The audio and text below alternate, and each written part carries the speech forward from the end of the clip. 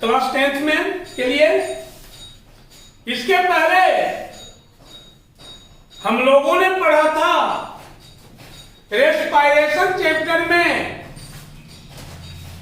Aerobic respiration और anaerobic respiration. हमने ये भी पढ़ा था कि एरोबिक रेस्पायरेशन का दूसरा नाम क्रेब साइकिल या क्रेब चक्र है। अनएरोबिक रेस्पायरेशन का दूसरा नाम ग्लाइकोलाइसिस है। तो बच्चों, आज हम लोग डिफरेंशिएट पढ़ेंगे एरोबिक एंड एनाएरोबिक रेस्पायरेशन में।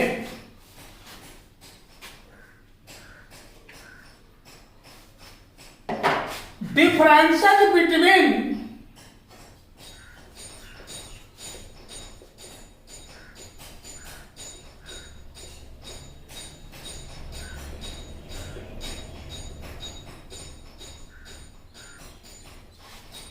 Aerobic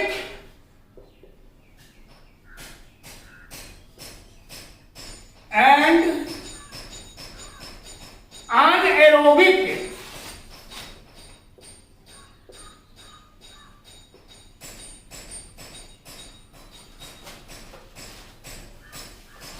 respiration.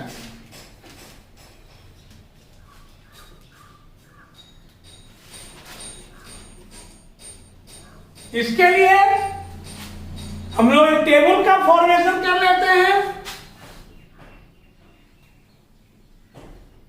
पहला टेबल में हम लिखते हैं एरोबिक,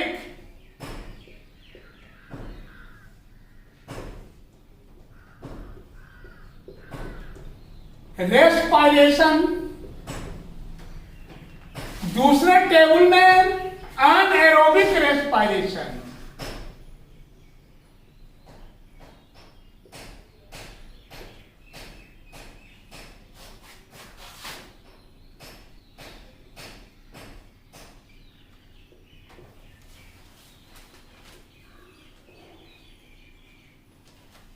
अब आइए श्वसन।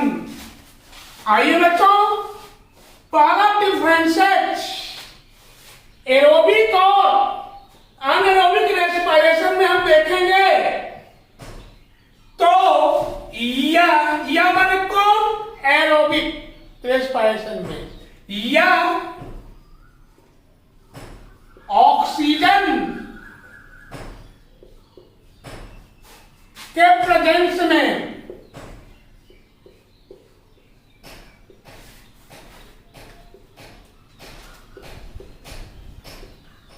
होता है।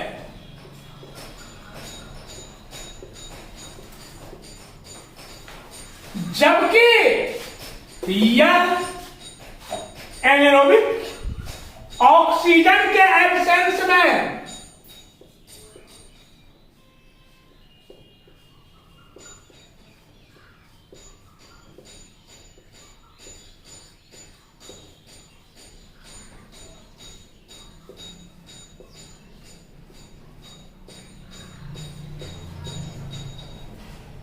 एब्सेंस में होता है।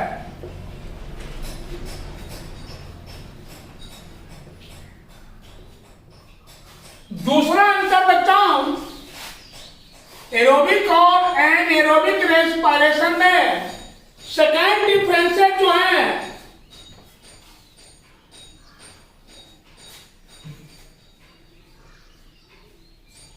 एरोबिक रेस्पिरेशन का प्रथम चरण जो है वह साइटोप्लाज्म में तथा द्वितीय चरण माइटोकॉन्ड्रिया में होता है। इसका फर्स्ट स्टेप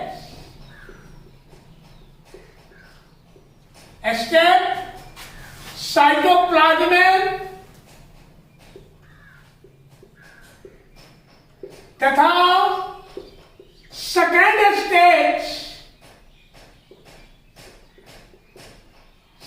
स्टेप माइटोकॉन्ड्रिया में होता है।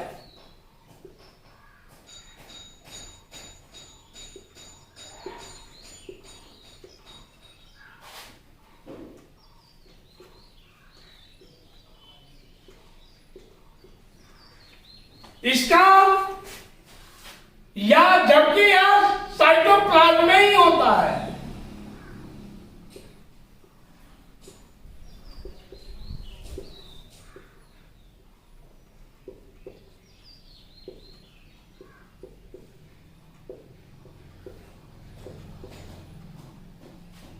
जबकि यह साइटोप्लाज्म में ही होता है।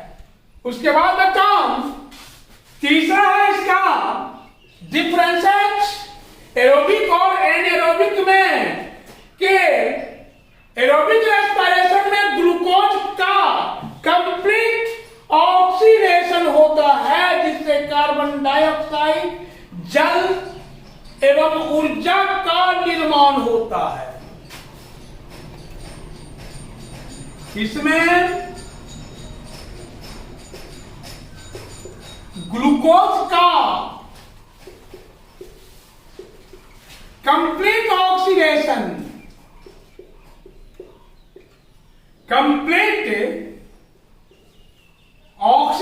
होता है,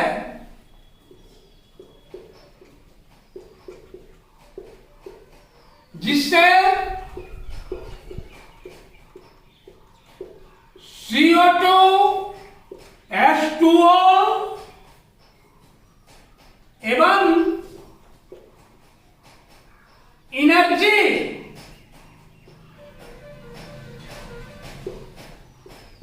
का निर्माण होता है।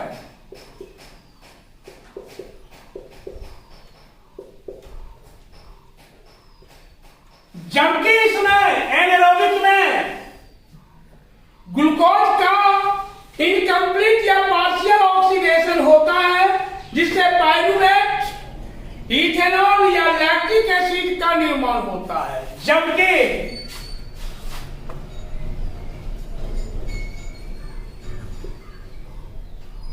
जबकि इसमें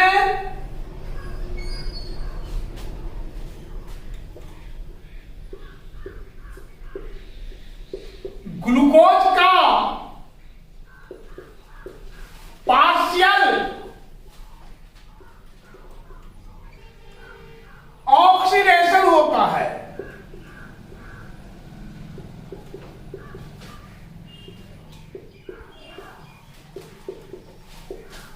जिससे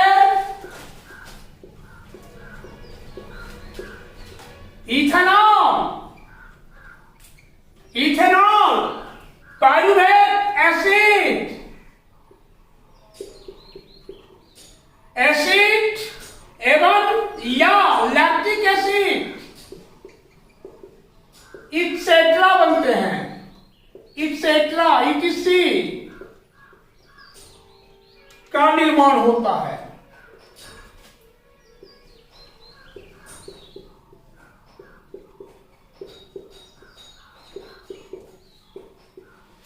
बच्चों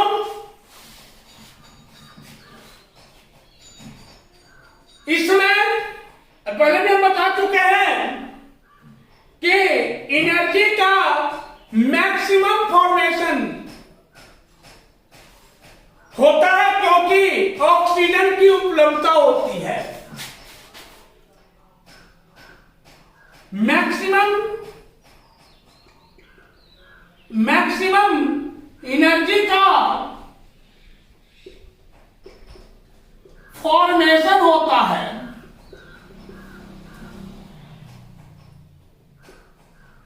मैक्सिमम एनर्जी का फॉर्मेशन होता है क्योंकि ऑक्सीजन अवेलेबल होते हैं।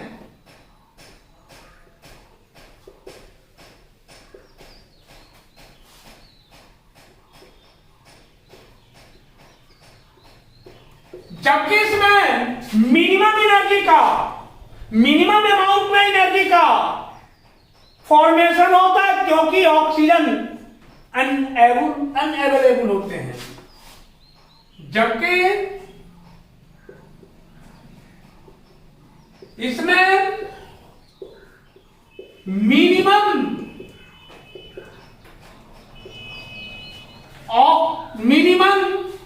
एनर्जी का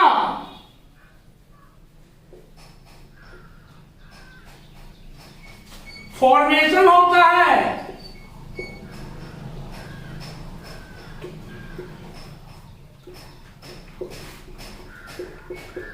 क्योंकि oxygen unavailable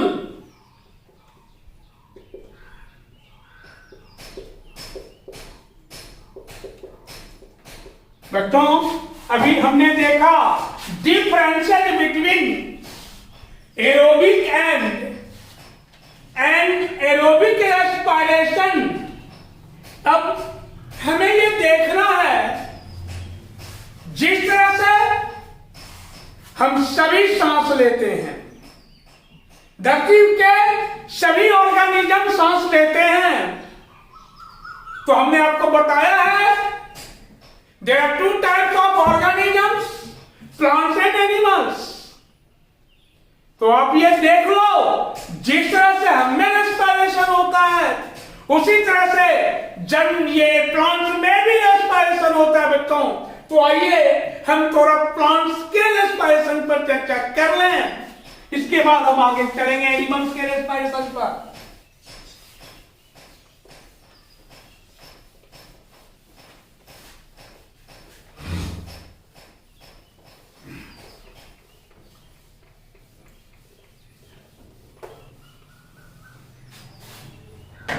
respiration in plants बिल्कुल छोटा सा है, ज्यादा बहुत बड़ा नहीं है बच्चों।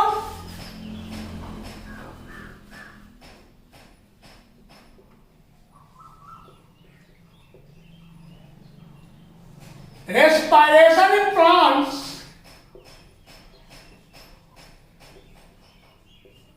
मेरे प्यारे बच्चों, प्लांट्स में भी रेस्पिरेशन होता है, बट जिस तरह से जंतुओं में रेस्पिरेशन के लिए ऑर्गन डेवलप होते हैं सेपरेटली फॉर रेस्पिरेशन, उस तरह से प्लांट्स में रेस्पिरेटरी ऑर्गन्स अनडेवलप्ड या वेल डेवलप्ड नहीं होते बच्चों। आप याद रखोगे इस चीज को। तो फिर सांस कैसे लेते हैं ये प्लांट्स सांस कैसे लेते हैं, ये सोचने की बात है।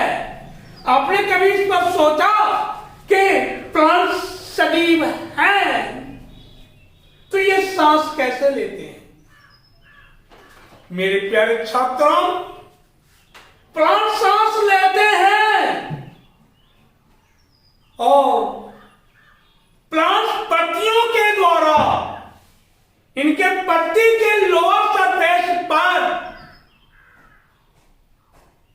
एक स्ट्रक्चर होता है, जिस स्ट्रक्चर को हम एस्टोमाटा बोलते हैं या रंध्र बोलते हैं। उसी तरह से आपने कभी ओल्ड ट्रीज को देखा होगा, उसके स्टेम को आपने कभी विजिट किया होगा, तो आपको उनके स्टेम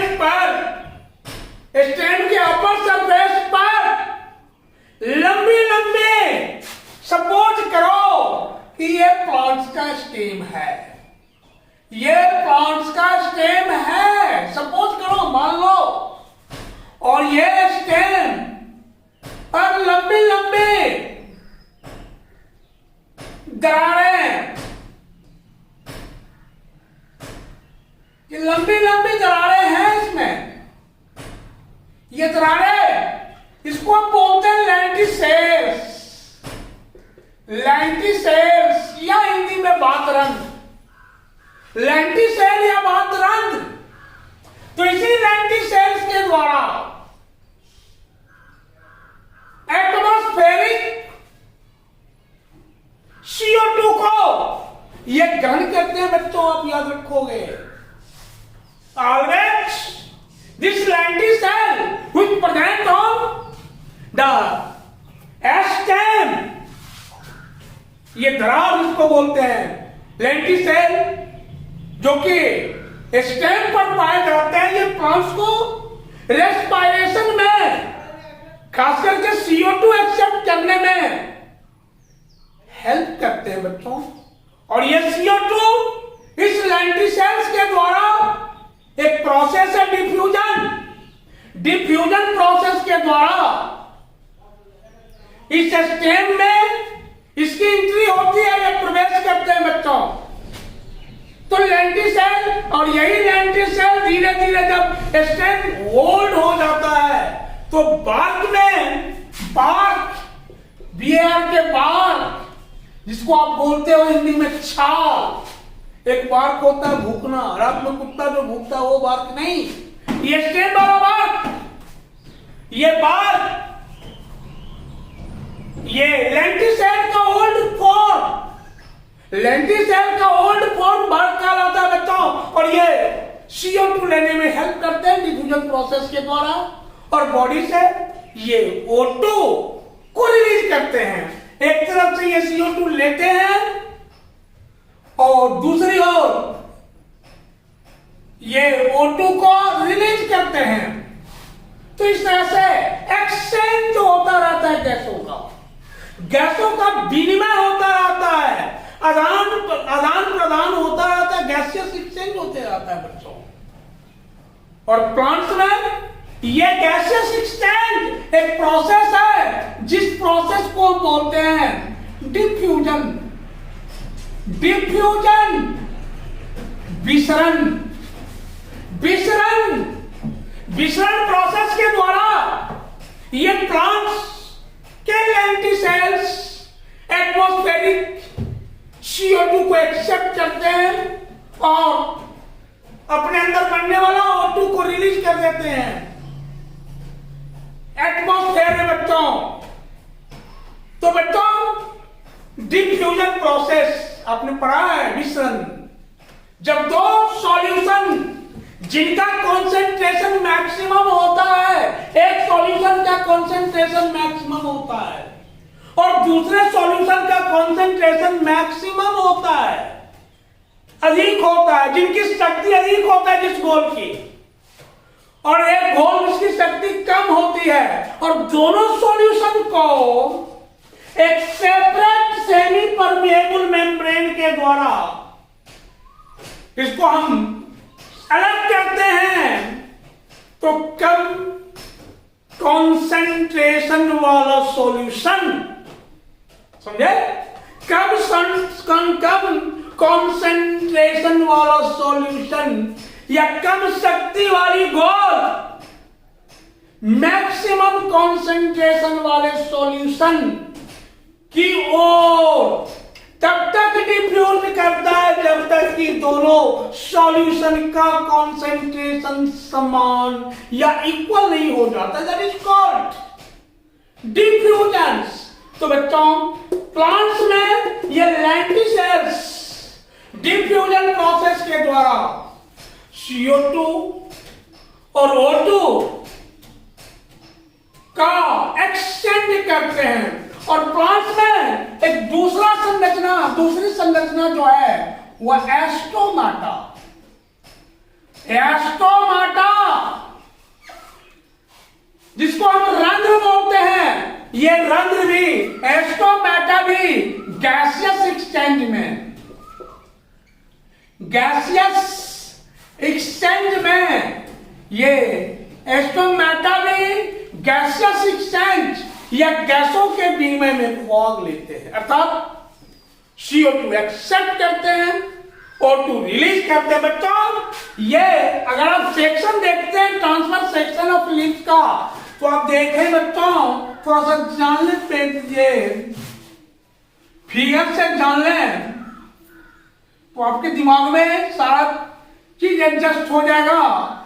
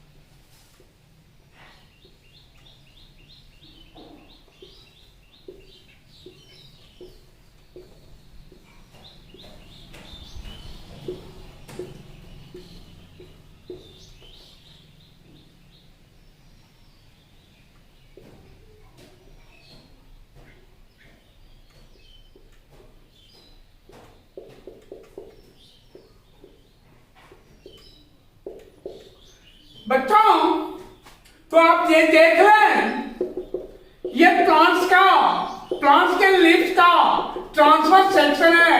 कभी हमने आपको पहले बताया था टीएस लीफ का। इसमें ये पैलिसेड पैरेन्काइमा है, पैलिसेड, और ये स्पॉन्जी पैरेन्काइमा, स्पॉन्जी पैरेन्काइमा, और ये इंडोडर्मिस, इंडोडर्मिस है ये जालम, और ये फ्लोएम। और मेरे प्यारे बच्चों ये प्लांट्स का, ये लीफ का निचला भाग, ये लोअर एपिडर्मिस, ये लोअर एपिडर्मिस, और ये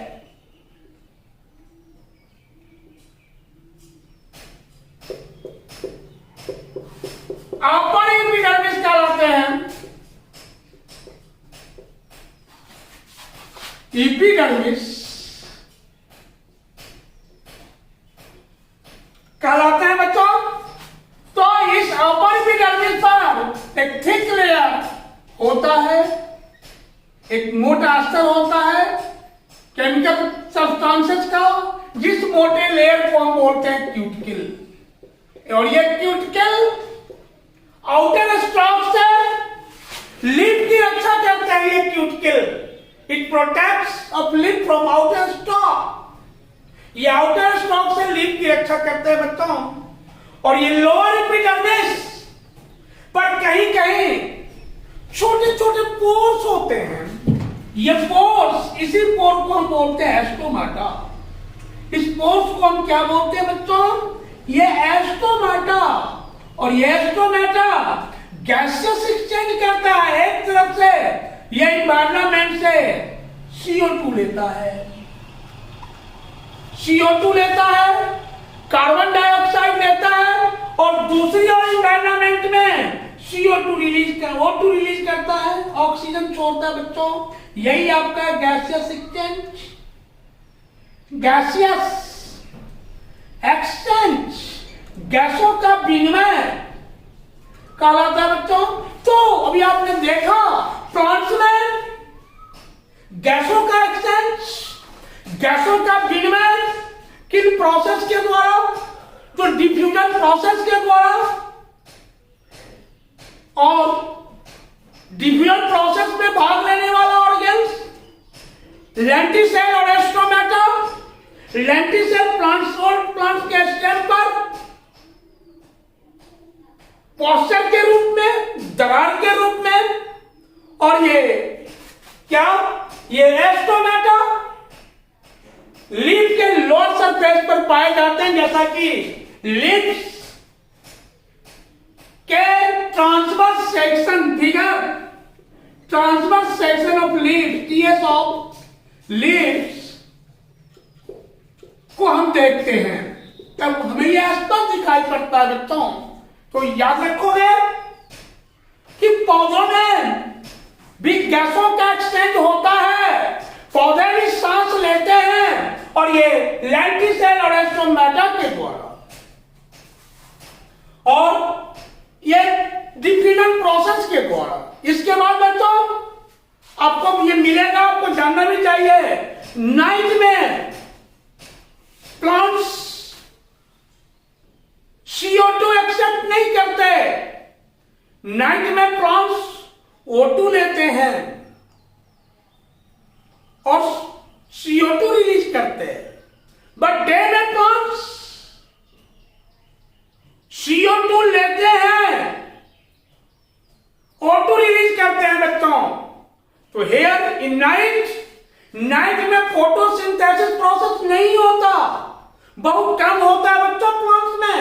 और क्यों नहीं होता आप समझ ही रहे हैं कि प्लांट्स को वहां लाइट भी अवेलेबल, प्लांट्स को वहां क्लोरोफिल अवेलेबल है, वाटर अवेलेबल है, सब कुछ अवेलेबल है, फिर भी प्लांट्स नाइट में CO2 न लेकर के O2 लेता है। इसलिए वहां प्रकाश संश्लेषण की क्रिया होती है तो बहुत कम होती है, बहुत कम मात्रा में बच्चों मंड का निर्माण होता है, या स्टार्च का निर्माण होता है, या कार्बोहाइड्रेट का निर्माण होता है। Carbohydrate is the second form of starch. तो बच्चों और डे में लाइट अवेलेबल, CO2 चूंकि प्लांट लेता है तो वहां मैक्सिमम उसमें क्या बनता है, स्टार्च का फॉर्मेशन होता है प्रोसेस, ये फोटोसिंथेसिस प्रोसेस के द्वारा बच्चों। तो एक चीज और याद रखने की बात हुई कि दिन में प्रकाश संश्लेषण रैपिडली होता है और मैक्सिमम नंबर में कार्बोहाइड्रेट या मंड का फॉर्मेशन होता है। एट नाइट में फोटोसिंथेसिस स्लोली होता है या नहीं होता है, और मिनिमम अमाउंट में स्टार्च या कार्बोहाइड्रेट का फॉर्मेशन होता है बच्चों। और अभी हमने देखा प्लांट्स के respiratory organs, lenticels, lenticels and stomata both are respiratory organs of plants। अब आगे हम एनिमल्स में देखेंगे रेस्पिरेटरी ऑर्गन्स। अब चूंकि समय अभाव है, समय आपका हो चुका है बच्चों, आप भी थक गए होंगे, फिर नेक्स्ट डे हम एनिमल्स के रेस्पिरेटरी ऑर्गन्स पर, एनिमल्स के रेस्पिरेटरी सिस्टम पर हम चर्चा करेंगे। मैं आपसे ये उम्मीद रखता हूं कि आप सभी लोग रेस्पिरेशन क्या है, रेस्पिरेशन कितने प्रकार के होते हैं, ये दोनों में क्या अंतर, एरोबिक और एनारोबिक में क्या अंतर है, और प्लांट्स में रेस्पिरेशन कैसे होता है, आप इसको सही रूप से अपने स्तर से देख लेंगे, सेल्फ स्टडी कर लेंगे, ताकि फिर हम आगे हमें एनिमल्स के केस में रेस्पिरेशन पढ़ाने में हमें भी अच्छा लगेगा, और आप खुद जब समझेंगे तो वह काम करने में अच्छा लगता है बच्चों। धन्यवाद बच्चों, आज के लिए आप लोगों को